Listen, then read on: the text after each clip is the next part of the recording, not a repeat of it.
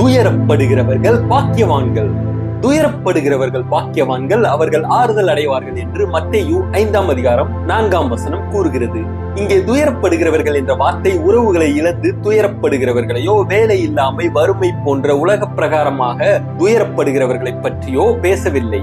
ஏனென்றால் தேவனுக்கேற்ற துக்கம் பின்பு மனஸ்தாபப்படுகிறதற்கு இடமில்லாமல் ரட்சிப்புக்கு ஏதுவான மனம் திரும்புதலை உண்டாக்குகிறது.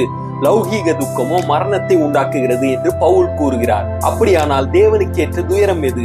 இந்த துயரம் என்பது பாவத்திற்காக ஏற்படும் துயரம். நம்முடைய பாவத்திற்காக கிறிஸ்து மரித்தார் என்பதை உணர்ந்த காரணத்தால் ஏற்படும் உண்மையான வருத்தமாகும். இது மனம் திரும்புதலுக்கு கொண்டு செல்லும் துயரமாகும்.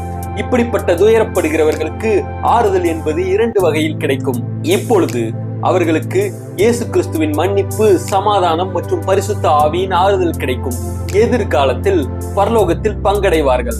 அப்பொழுது அவர்களுடைய கண்ணீர் யாவையும் தேவன் துடைப்பார். இனி மரணமும் இல்லை, துக்கமும் இல்லை, அலறுதலும் இல்லை, வருத்தமும் இல்லை. முந்தினவைகள் ஒளிந்து போயின.